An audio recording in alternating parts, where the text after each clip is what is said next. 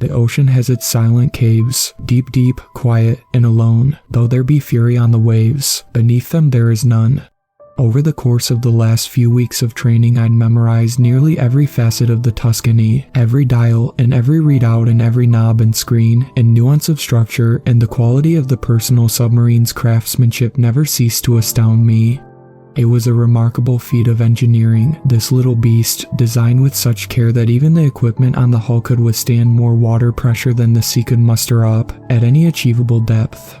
It was my Pegasus, my Trojan horse, my very own Apollo 11, and inside this matrix of layered syntactic foam, I would follow the ballasts to the gratuitous and unexplored depths of Higgins Maw. I began the separation sequence, and the deep diver fell away from the escort and dipped beneath the surface of the Pacific with silence and grace and a few knots of speed, and then I was consumed in a whole new world, albeit one I'd frequented, that of the sea. Schools of fish swam on by me, and when their cloud passed through, a sunbeam it glinted silver, and beneath them swam rays that rolled their wings to the beat of the current. And out in the rocks crawled the crustaceans and sat the plant life that spruced up all the whitewashed stones there like holiday ornaments. But I had an appointment to keep, and the oxygen tank was a demanding clock, so I dove right on past the old reef and out into the open waters, where the seabed couldn't be seen for many, many miles yet. The Maw, Reuben had said, 50,000 feet below the surface, Booker, 50,000. Do you know what that means? Means it's a whole hell of a lot deeper down than the Challenger abyss. He nodded at that. Are you ready to make history? Was I? I thought I was. I'd prepared for this lonely dive and nothing else for some years now. It was the culmination of a lifetime of work and study in the field, and so tight was its grip on my mind that I often dreamt of it in my sleep, of what I'd find at the bottom, and what it would mean, and what monstrous things might take offense to my presence there. No, I shoved that thought aside. Tuscany was all the protection I needed in that regard. It offered technology on the bleeding edge in lieu of a heavy hull, and that was enough to withstand enough water pressure to crush bones beneath skin and inches of steel. What animal had jaws more powerful than the ocean itself at fathom? So I hit the thrusters, and down I went, like a bullet to the pitch. I eyed the depth meter as much as I did the sea. 100 feet, 200. Sharks and turtles and uncountable fish swept past me. 300 feet, 500 feet. 700, 1,000, 1250, the inverse height of the Empire State Building, 1500, 16. The water began to blur and grain up and darken as the sunlight struggled to push on through, 2000, 25, 3000, 32, where the light no longer shines, and soon all the light I had to spill glowed to the path ahead, and down were the lights of the Tuscany. I continued the descent for hours. The pressure meter ticked up in spasmic bursts, but up it went, soon ticking past the point where the weight of the sea would have crushed the steel of another vessel. 1 mile down, 1.3, 1.6, where even sperm whales hit their lowest dive. I could now claim with confidence that no mammal on Earth was as deep down at that very moment as myself, and still I dove. 2 miles, 2.1, 2.2. The water was as black as space now, except for where the lights of the Tuscany pierced through it, and the thickness of the fluid made it look like ink or oil or some kind of alien sludge that smeared up against the reinforced windows and slimed its way across the hull. Things were tight down here despite the vastness of it all, yet still I dove. 13,000 feet. The abyssal zone. Pressure stands at 11,000 psi. I saw an angler float by, and it was startled by the sheer volume of light spread by the Tuscany that dwarfed its own bioluminescent glow. It swam away, and I dove further. 15,000 feet. 3 miles, 3.1. Now things get interesting. Mankind had visited these depths almost infrequently enough to count the expeditions on a single pair of hands. I was now ranked among an illustrious few explorers, and although I wasn't the first to hit these marks, I'd hit the deepest one yet. Before this journey was over, I was determined and I was capable, so I checked the depth chart. 16,281.4 feet. Nearly halfway to the world record. The dive continued. 20,000 feet down, the Haddle Zone. Pressure here is 1,100 times what it is at the surface. 22,000 feet. 26, 29,000, the height of Mount Everest. 30, 30.5, 31, the same distance from the surface as a commercial airliner at the peak of its flight. The Challenger Deep, what had previously been the lowest recorded place on the seabed, sat at roughly 36,000 feet below the surface in the depths of the Mariana Trench. No light from the sun had ever come close, and to the best accounts life existed there, but only sparsely, and the pressure is unspeakable. But I was going somewhere vastly deeper even than that. All we know is we found a canyon, Ruben had said, dwarfs the Grand, sitting dead center in the Pacific seabed, about 1,200 kilometers west of Hawaii and another 900 south, and, near as we can figure, some 50,000 feet straight on down, 36,000 feet. I was now tied for the world record, 50,000 feet. Why the hell are we just now seeing it? 36.5. I did it. My heartbeat swept up to a faster rhythm. I was officially a world record holder. No human being in recorded history had been as deep below the surface as I was at that very moment. New seabed scanning technology helped. Gave us a more detailed topographical map of the hydrosphere than we've ever had before, and once we got back the results, we took a look, and there it was, just waiting for us, inviting us down. 37. So what's down there? 37.3. Hell, doctor, if we knew that, we wouldn't be sending you, would we? 37.9. I suppose not. 38. 38.5. The awful spirits of the deep hold their communion there, and there are those for whom we weep. The young, the bright, the fair. Higgins Maw, according to the best information available to me at the time of departure, is a pit, roughly a full kilometer across. It begins at approximately 46,000 feet below the surface and is estimated to bottom out at Higgins Deep, a small valley that sits at its base, some 5,000 additional feet below that.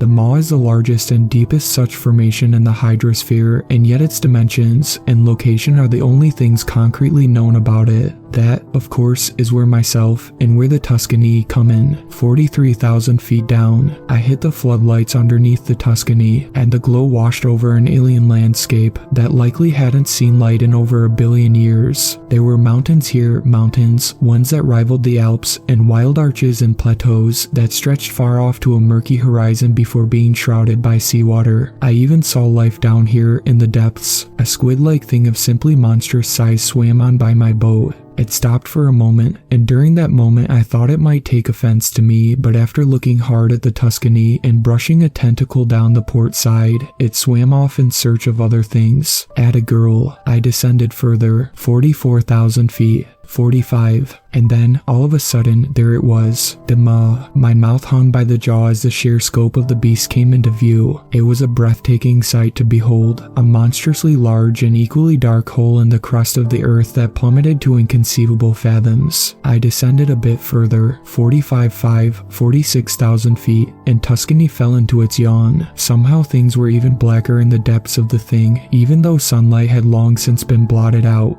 46.5, 47, 47.2, I began to become aware of a low current pulling me downward. It wasn't particularly powerful, but it was unexpected, and it was therefore alarming, and yet I couldn't bear to pull myself back up. I'll turn around if it gets bad, so down I went, deeper and deeper still into the cavern, 48,000 feet, 48.5, 49, 49.1, and then I saw it, a glow. I squinted and dimmed my lights to confirm the intuition. What in the name of God? It was there indeed, a dim reddish purple, then green, then purple again, and then blue, floating on a mist of current, some few thousand feet down. I resumed the dive to chase it, 49.5, 49.7, 49.9. The glow, whatever it was getting deeper and wider and brighter. Soon it filled up the whole path down and ahead. I dimmed the Tuscany's underlights to their lowest setting, and by 50,000 feet I could see that the glow was coming from somewhere not directly beneath me, but off to the left and around a wide corner. This cave isn't a straight pit, and sure enough, the hole bottomed out here and then opened up to its left. Holy God, it was a cavern chamber, at least a full kilometer up and deep, and side to side and across, and only the enormity of its radius maintained. The darkness of it despite the presence of thousands of floating bioluminescent pods that pulsed purple and green and blue and red and dimmed in the interim. I took the Tuscany in deeper, and her cameras whirred to life. Calmly the wearied seamen rest. Beneath their own blue sea, the ocean solitudes are blessed, for there is purity. The cavern became darker still when the pods faded into the water behind the ship. But there were more things to be seen here than rocks. Tuscany, about a quarter hour after entering the chamber, soon floated on by a bizarrely rope-like plant of utterly impossible size, one that appeared to stretch nearly across the height of the cave and grew wider at the base, although the bottom of it was shrouded in blackness. I took the submarine in for a closer inspection and hit her lights to their fullest setting. Clack. My heartbeat slammed.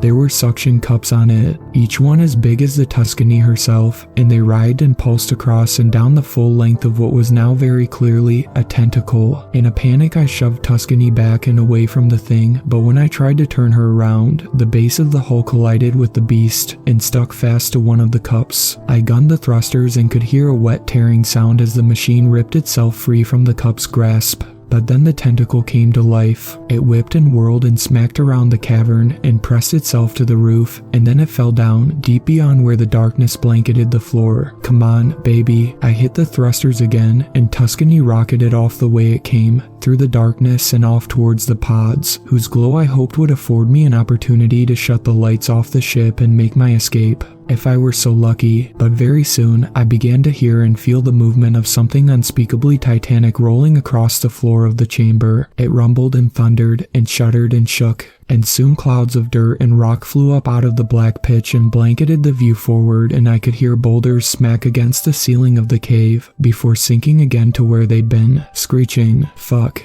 The sound had erupted across the entire breadth of the cave at once. My eardrums nearly burst and likely would have, had it not been for muffling of the explosion provided by the walls of the Tuscany. The submarine shook, too, but she held up her integrity well enough for me to fly on past the floating pods, some of which were now knocked about on their sides and rolling, and back towards the yawning mouth of the tunnel that would take me back out into the open deep S. Smack. The Tuscany buckled and rolled with an impact. The tentacle, I realized, had shot up from the ground and hit the bottom of the ship between her ballasts, but luckily it knocked her with force up towards the tunnel. I rolled Tuscany with the hit and managed to regain some control, and I boosted the thrusters into the turn and up again, now back into the maw. Then I began to climb. 52,000 feet. 51.5. 51. So what's down there? Come on, baby. Come on. Don't you fail me now. Don't you fucking fail me now. Hell, doctor, if we knew that we wouldn't be sending you, would we? 50.5. 50. 49.9. 49.6. Tuscany ascended with panicked speed, and all the while she did it, I could feel the rumbling of the tentacles pursued in the walls of the pit. It smashed its way on through the tunnel and whipped and thrashed, but Tuscany was too quick a runner. 47.5, 47, 46.8, 46.4, 46,000 feet and climbing high. I suppose not.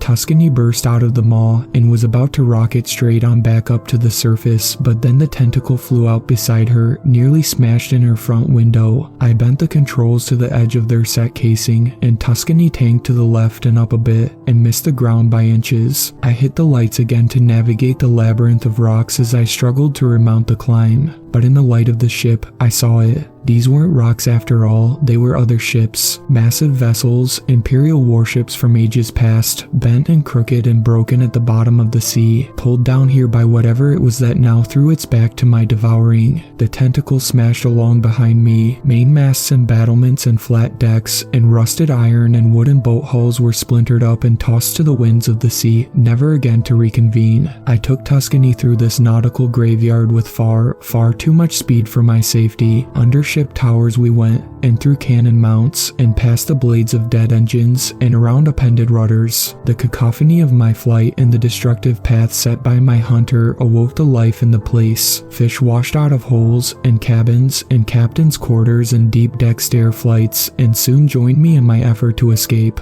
But it seemed there was no escape to be found here. The entire ground for countless miles shook and rumbled with seismic force. It was thunderously loud, and it picked up speed and violence with time. Tuscany finally flew up to miss a splintered crow's nest atop the mast by less than a foot and finally used that directed momentum to put away distance between the seabed and herself with as many knots of speed as her thrusters would allow without bursting from the effort.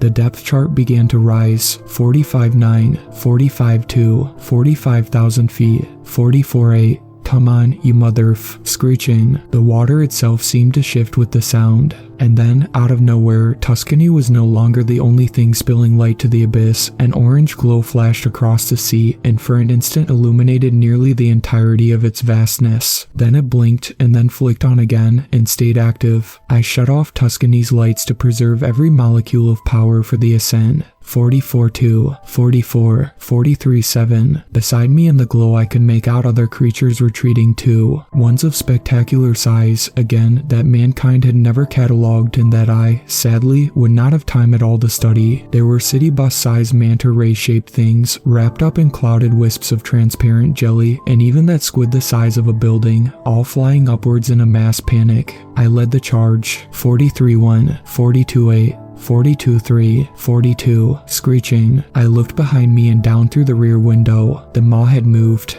It was alive. God almighty, I was in the Leviathan's throat. I was in its fucking throat. I saw its tentacled tongue lash out of the maw and collect enough fish to feed a small town. Tuscany rocketed ever upwards as the Leviathan whipped even larger tentacles behind it and gained speed with the force of a hurricane. Screeching, the Leviathan opened its maw yet again and spewed forth its tentacle tongue, and with it whipped up several Olympic swimming pools worth of water into a gale-force maelstrom. The mammoth squid was caught in its fury, I saw, and then it vanished into the pit forever when the maw snapped shut with a thunderous, echoing snap. Tuscany, meanwhile, continued to rocket upwards and managed to escape the whirlpool by a foot. 39.5, 39, 38.7, 38.2, 38,000 feet, and climbing. But the Leviathan pursued me relentlessly, riding on the flood of its own current. Its tentacles, each dozens of feet across and a mile long, beat the water back and tried to gain speed for their host. Screeching, 37.5, 37, 36.4. Tuscany had proved her worth with speed, and the pressure gauge now fell in jumps. It remained in the red and would for some time, but it was falling steadily even as the depth chart rose. 29,000 feet. 27.5, screeching, but the Leviathan hadn't given up the chase, not yet.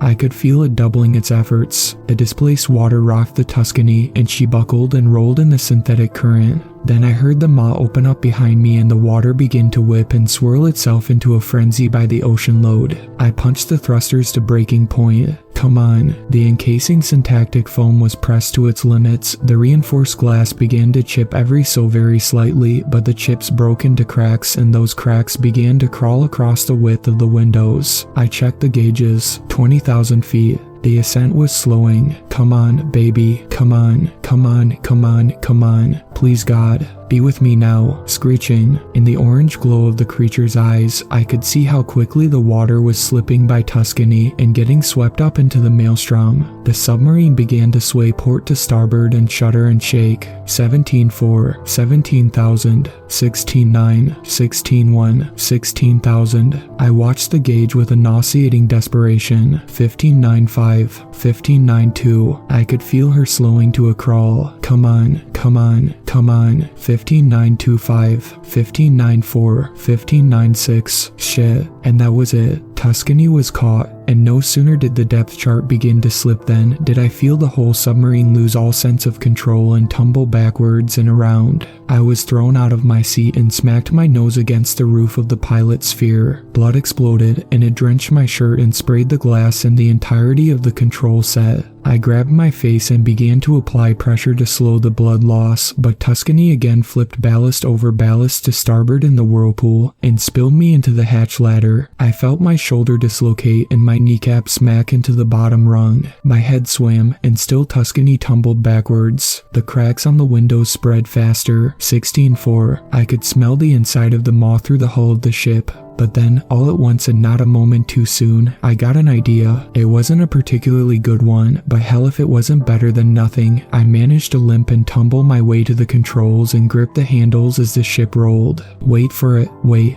screeching. Now, the sound of the roar was so close every last control surface in the sphere rattled in its case. My eardrums rattled too, but then I flared up the thrusters again, full blast and at an angle, and the Tuscany shuddered and flipped and shook and, with fortune, fell straight out of the maelstrom with inches to spare. I felt the edge of the Leviathan's maw graze the starboard side, and the impact again sent me into the roof while the ship rolled end over end again. I smacked my ribs up on a dip in the alcove, and fell back down into the seat, head first, and then out onto the floor, screeching. I managed to right myself with my good arm and get my bearings. I was free, but only just. The Tuscany banked and tumbled again and rolled, slower now in the absence of the whirlpool's flood current, but not yet in control of its pull. I tried to steer away, but it was useless. The ship flipped around the back of the Leviathan's titanic maw, and up over its head as the beast flew on by, underneath me like a freight train, and for the first time since catching the monster's eye, I began to fully appreciate the magnitude of its size. Its back was an endless, snake-like and sharp-finned spine, the size of a minor mountain range, and only quick maneuvering moved Tuscany away from the jagged back fins that shoved up towards me and sliced open the sea itself. They missed me by feet, and the blast of the current they'd swept up sent the submarine reeling backwards, off a bit further and into relative safety, screeching. I quickly dimmed the lights to their lowest setting and caught my breath as the full form of the Leviathan washed on past me. It stretched far away into the abyss below, for well over a mile, and dragging away behind it were thousands upon thousands of tentacles, a forest of the things, each the size of a 6-lane highway, and tipped with razor-sharp hooks and a flurry of wing fins. It took a full 3 minutes for the beast to pass by me fully, and then it curved around in the other direction, and swam off in search of other things to devour, screeching. The form soon slipped away into a shadow, and then it was gone. I surfaced hours later, having allowing the battered Tuscany to take its time with the journey. She was solely responsible for my escape, my quick thinking be damned.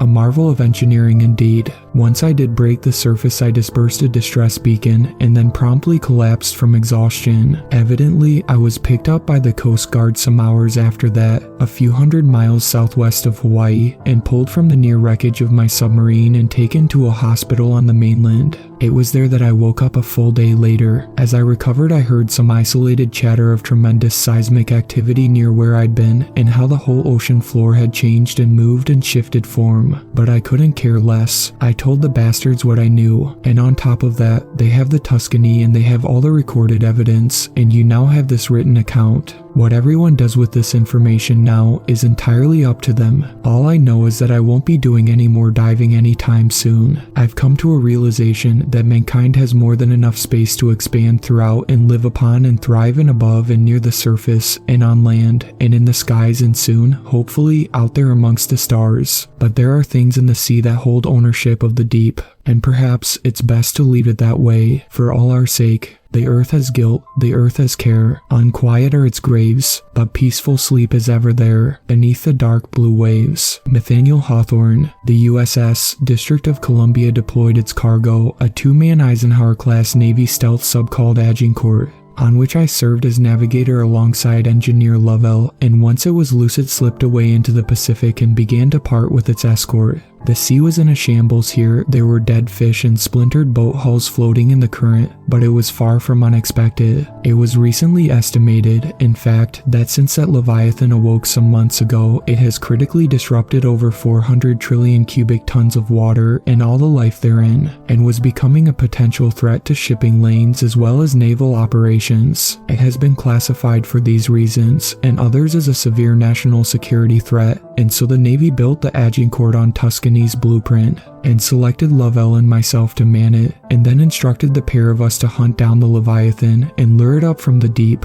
so District of Columbia could move in for a swift kill without exposing herself in the chase. For some hours after we entered the sea, there was little else but quiet there, and the hulking mass of the District of Columbia as it followed. But then even that faded into the seawater, and when it did, Lovell and I found ourselves alone in the midst of the ocean. He descended the hatch ladder from the operations center and joined me for a moment in the sphere. So, Latner, you're the nav. How do you plan on finding this thing in the middle of the ocean? I said back, I'm already tracking it. You see that? I pointed up at a corridor of seawater that was moving north and that carried on for miles. We'd been following it for some time. Lovell pursed his lips. Didn't realize there was a draft that big out here. There wasn't, I said, until earlier this morning. That Leviathan swam on down this way a few hours ago, and it left this as a little present for the two of us. Well, then we'll be sure to thank it. How much longer before we see the damn thing? Not long. Look at those fish. I nodded toward a school of the things. You ever see anything like that? He shook his head. They look panicked, and they're swimming towards us for a reason. Closer we get, more we'll see. Just wait. And we did. What started as an isolated school of fish soon became several, and then the nautical retreat boiled over in scale and number into a mammoth, seething cloud of life, all whirled up into a frenzy and pushing desperately south against a riptide. Like birds from a storm cloud or the onset of winter, the two of us said not a word until the crowd broke, and Agincourt again found itself floating in the open and quiet sea. And then I brought Agincourt to a full stop, and Lovell said, "Holy God." Ahead of us and not more than 2 miles off was a titanic mass of shadow, unmoving and so breathtakingly huge that not even all of its edges could be fully seen. It was the Leviathan. Blue whales and dinosaurs themselves paled in comparison to this monstrous, mountainous thing, and as Lovell and I sat and stared at it, it made its first move, a turn away into the depths behind it, followed by a sharp dive. In doing so, of course, the silhouette of its full form came into view, and the sight of it stole the breath right from our lungs. We couldn't have said a word at that moment even if we'd known the words to say. We simply stared out at the thing and did our unworthy best to appreciate the magnitude of its vastness. It was as long as they'd said it was, an enormous, slithering serpent thing whose tail broke into 1,000 other tails that drifted and curled and dragged lazily behind it and fell deep away into the blackness. But seeing it in person was altogether a new experience. Before saying another word to me, Lovell hopped back to the ladder and climbed up to the operations room. Agincourt to District of Columbia, I heard him say, "This is Lieutenant Lovell. We've located the Leviathan, 33.934 by -153.4570. We're giving chase, but it's moving fast and it's moving down. Look to the riptide. Advise that District follow our mark but stand by to engage until we've brought it back up to you." I gunned the thrusters as he spoke and followed the slipping shadow away and into the deep. 12 knots of speed, 12.2, 12.4. Agincourt crawled, and then cruised, and then ran with all haste in pursuit of a monster. Lovell came down the hatch ladder a few minutes later. District is en route, making speed. She's moving, but she's not coming out into the open till we've got this fucker where she wants it. Any ideas on that front? A moment passed before I said, "You seen the footage from Tuscany? Bits and pieces, yeah." Well, the pilot caught the Leviathan's attention and it chased him straight up to the surface. But he made it, didn't he? Yeah, by the skin of his teeth, from what I hear. Gave up deep diving altogether. What's your point? Point is, Agincourt's faster than Tuscany. If we can get the thing to chase us, we can outrun it, and then get District on its flanks. Couple of torpedoes to her side, and boom, we have ourselves a 300,000-ton museum piece. There was another pause, and then Lovell broke it with the worst question of all. And what if District can't put a dent in that thing? You saw how big it is. Well, then I suppose we'll need to find another ride home. The Agincourt filled up her ballasts and followed the Leviathan down into the depths of the Pacific, past where the water stopped the sunbeams at the gate, and before long, all that could be seen was nothing at all. From that point forward, it was the boat's humble capacity for sonar that kept us moving in the right direction, with an occasional nudge from the monster's own flood current.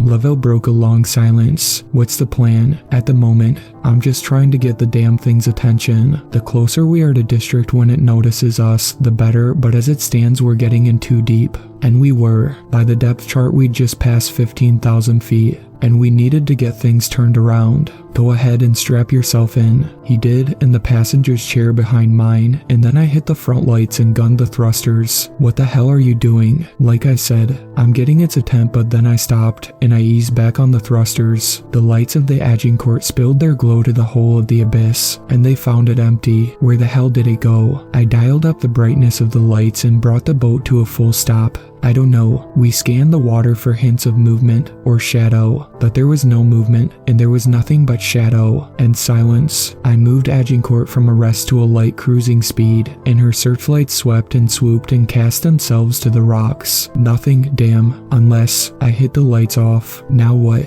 What is it? There's no way in hell something that big just disappeared. So where did it go? I blew the ballasts and adjusted Agincourt's heading for the surface, and then I gunned the thrusters harder than ever. It didn't go anywhere. It knew we were there all along. It just dragged us down into the dark to shake our tail. What? A thing that size is afraid of being hunted. It's not being hunted. We are. Agincourt lifted herself up through the water with as much speed as she could muster up for the running, but time was against us. Up ahead we saw the shadow of a titan moving fast to block off our escape. It was the difference in shade between deep twilight and midnight black. We've gotta move, I said. See if you can't raise the district. Lovell unbuckled his seatbelt and flew to the hatch ladder and climbed it 2 rungs at a time. Clang, clang, clang, clang, clang. And not a moment later I heard the static of the radio as he lifted a hail. Hello, hello, District of Columbia, this is Agincourt. Can you read me? Over. Static, audible even in the pilot's sphere. The sheer bulk of the Leviathan was blocking the signal. Keep trying to raise the escort.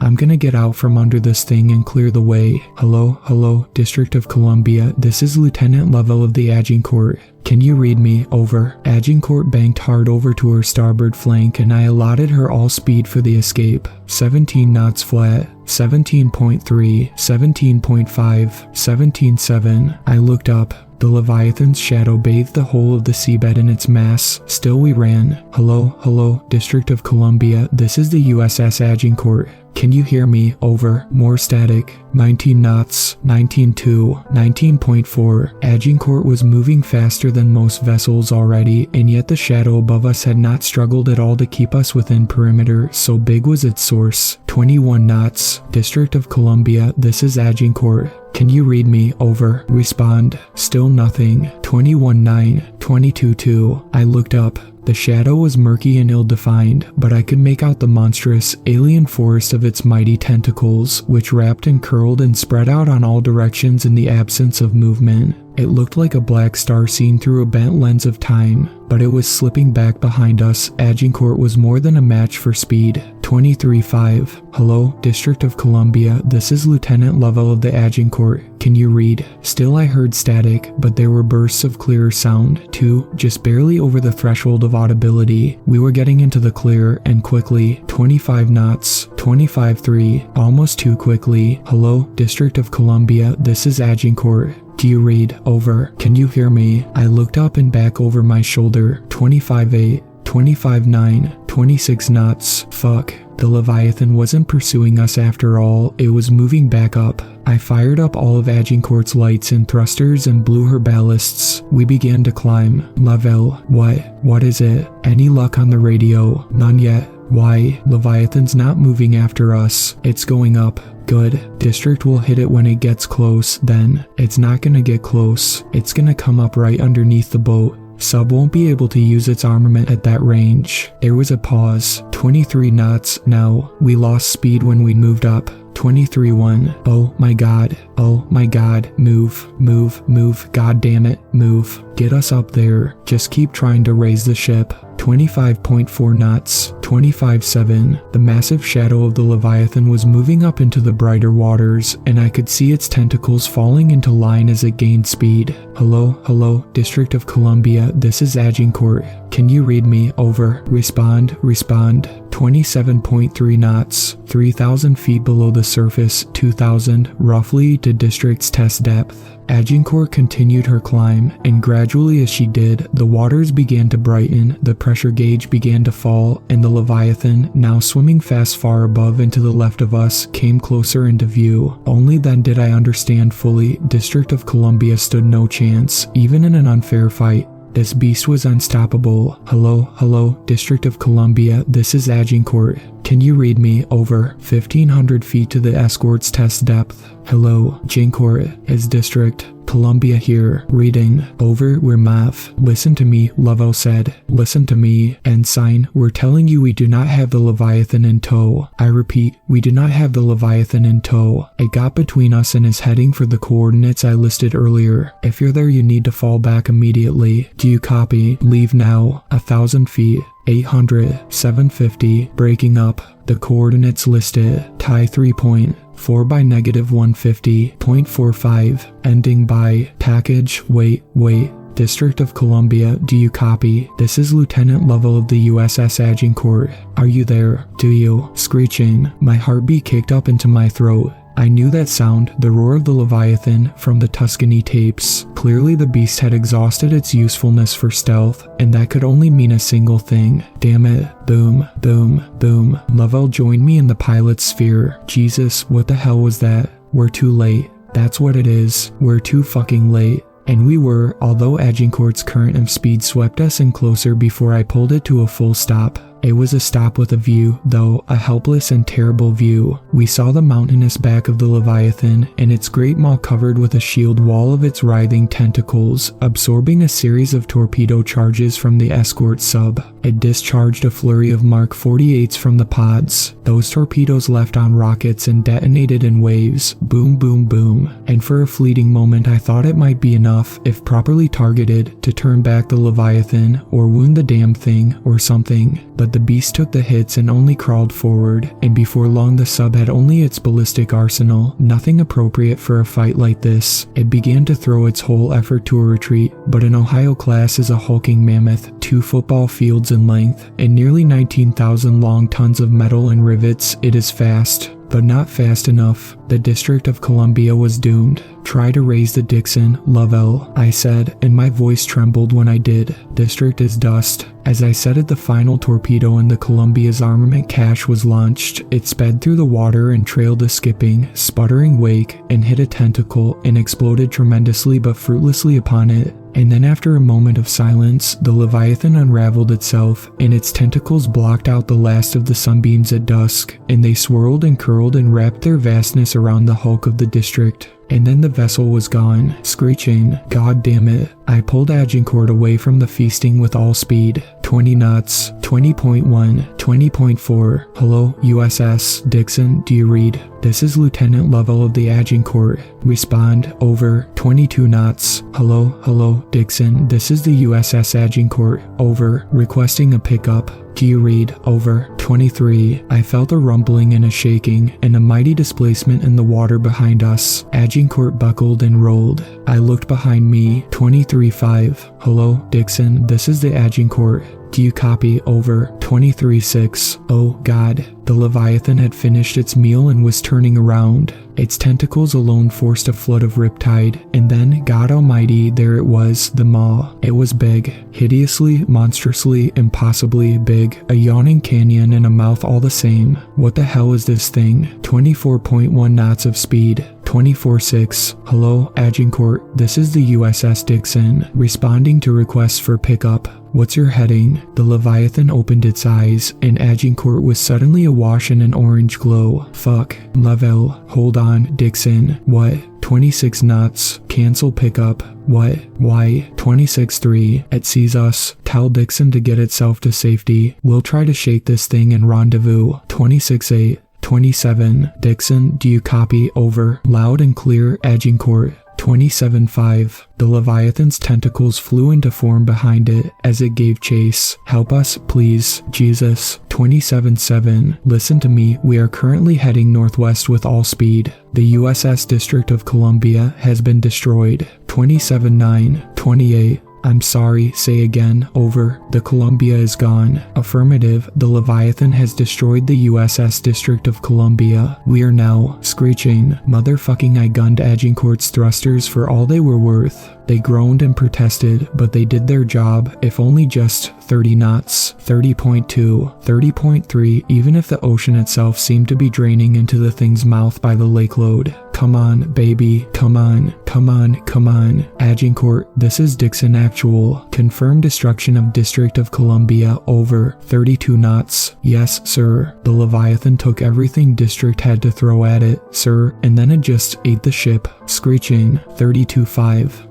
32.9. We've located your beacon, Agincourt. The destroyer group is moving in to rescue and engage. My heart stopped. 33 knots. Lovell. I know. Dixon, are you there? Captain Gilsey. Do not engage, sir. Do not engage. I promise you, sir, there is nothing short of a fucking nuke that can stop this thing. Get that destroyer group to safety and we will meet you there. Negative, Agincourt. You've brought the thing into the open. We'll handle it from here. Gilsey out. 34 knots and climbing. Dixon, respond, over, screeching. Agincourt flew admirably, but from the sound and from its own effort it rumbled and it shook, and it swam against the might of the current. 34-7, 35. Come on, baby. Dixon, this is Agincourt. Requesting you disengage immediately. Respond, God damn it. The Leviathan was gaining. Whether or not that meant it was moving swift or simply dragging the sea itself to its yawn was unclear and irrelevant. All I knew and all I cared to reverse was the fact that Agincourt was failing, despite a mighty effort, to put distance between herself and her hunter. It was a race against time and all the odds, and it was a race we were losing. 36 knots, 36-1. Dixon, this is Agincourt. Answer me, you fucking psychopaths. Screeching. Every dial and needle and stick and lever rattled in their sets, and my eardrums shook, and upstairs I could hear Lovell screaming in rage and pounding the side of the control desk with a wrench. 37 knots, 37-3. The closer the Leviathan got, the more speed we needed just to keep ourselves alive. It was like being caught by pull of gravity on the edge of an event horizon. One wrong move, a single mistake would doom us. I began to see the shadow of the maw creep over the ship. Agincourt was nearly at capacity now, 39 knots, and it wasn't enough. Agincourt to Dixon, do not engage. Lovell paused when he heard the static. Once again the mass of the Leviathan blocked our signal, and there was nothing we could do to stop it. The water rushed into the maw, and Agincourt went with it, tumbling helplessly and desperately and with its thrusters flaring with all their strength of arms and all their force. Latner, he said. Boom. The force of the explosion, from an anti-submarine ship-to-ship missile, undoubtedly expanded through the sea and seemed to set the whole ocean ablaze. The Dixon had arrived. Boom. Another explosion went off, and it shook our ship to the core, and the Leviathan rerouted its course for the surface with demonic speed. Screeching. Behind us by not more than a few hundred feet we felt its mass as it moved. Undersea waves were unleashed that enveloped and consumed the Agincourt and set her tumbling ballast to ballast and left her nearly belly up in the water before she rolled around again. Boom, boom. The explosions were getting closer. Lovell, don't they know we're down here? Boom, boom, boom. I don't know. They might have lost our beacon with the radio signal. What does that mean? Boom, boom, boom. It means they think we're fucking dead. Can you try to raise them again? I don't know. There was a mighty flash of light, and then, boom, the force of the latest depth bomb washed through the sea and through the Agincourt's battered hull and into her cabin. It sent me reeling despite my restraints. My ears rang and reported back nothing but that ringing, and the ship buckled and tumbled and groaned and shuddered and shook, and the lights flickered, and the alarm blared, and the panels flashed red. I unbuckled myself from the toppled chair and then rose to my feet, shakily, and stumbled over to the controls. Boom, boom, boom. The explosions were no further off than before the last one, but my ears struggled now to report them properly. Everything was muffled. Everything swam. My head, my vision. I fumbled at the controls and found half unresponsive, and the others blaring. Lovell, I heard myself shout. Lovell, can you raise the Dixon? Lovell. I kept fumbling over the controls. Dials and readouts and panels were in their off state. I tried boosting the thrusters but heard only the clicking of the control and it set. Lovell, you there? Screeching. Boom, boom, boom. I could hear my own heart more so than the battle. Lovell. And gradually the shock began to fade, and when it did it gave way to something worse. Fear. Lovell. I ran from the control set to the hatch ladder and looked up.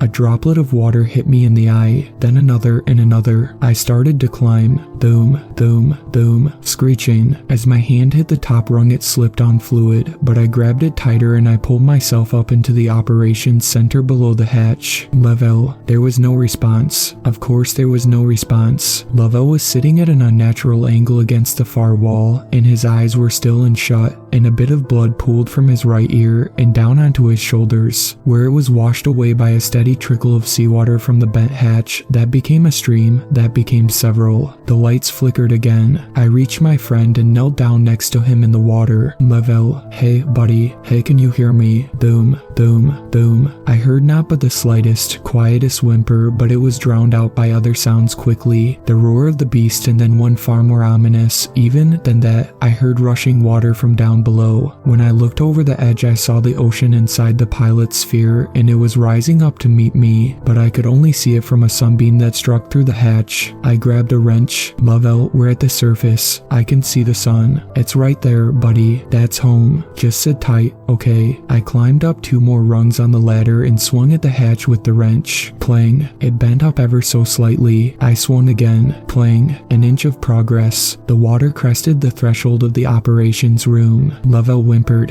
Hang in there, buddy, okay? I swung again. Clang. Boom. Boom. Boom. The lights shut off for a final time. Agincourt tumbled and groaned as she died. Clang. Come on. Please, Jesus. Please, God. Clang. The hatch began to bend a bit more. The sunlight brightened, and the water from below now had reached the midpoint of Lovell's upturned service boots. Clang. I felt a release. Got it. I had forced a hole in the hatch big enough to put a hand through. Then water dumped inside at twice the rate of the surge from below. I turned my head and slid down the ladder and stumbled back as it began to pool up. What the? Then I looked up through the hole, and only once I did I realize the mistake. We weren't at the surface, we were merely close to it, not more than 100 feet away, but many, many feet too far. Screeching, water flooded the operations room from both ends and washed me up against the wall next to Lovell. Screaming, the ocean threw itself to our beating and it pounded us in waves, in torrents and buckets. I couldn't breathe for seconds at a time, but I grabbed Lovell's hand, and he squeezed with all the strength he had, just enough to bend his fingertips around the side of my palm, and then we began to float up to the ceiling. I'm sorry, buddy. I'm really, really, really sorry. I tried. Screeching. I heard no more explosions from the battle, not far off, just the triumphant roar of the Leviathan and the rush of water and my own ragged, heaving, shaking breaths. I pressed my lips to the ceiling and sucked in all the air that was there to breathe, and I could feel Lovell slip beneath the surface, and the water tightened up around my chest, and then it was over my face. Then a shadow fell over the hulking bones of the Agincourt's hull, and I felt a slamming impact and a rush, and then, screeching, playing, they were inside.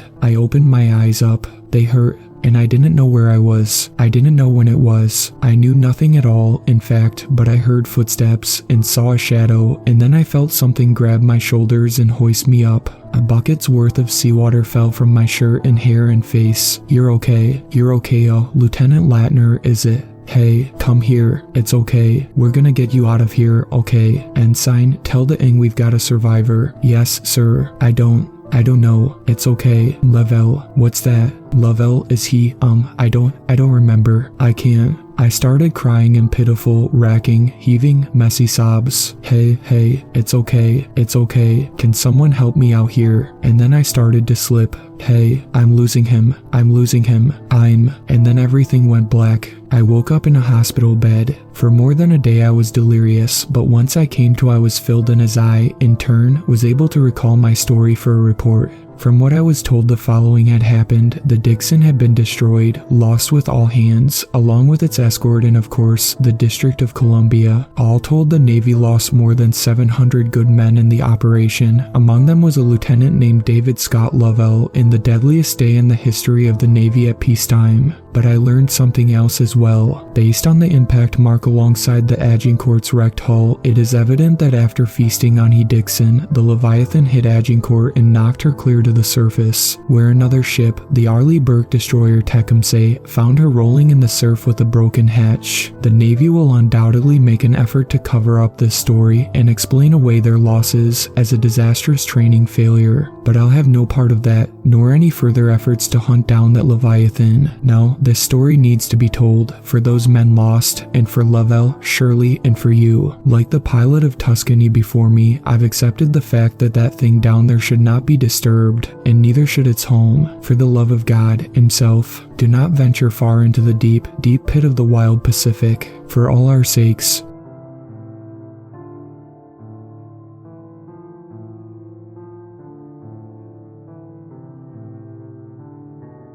Thank you to my superfans, Sweet Black Swan, Tacey, and Brooklyn. I really appreciate you guys supporting my channel, and I look forward to making more content for everyone.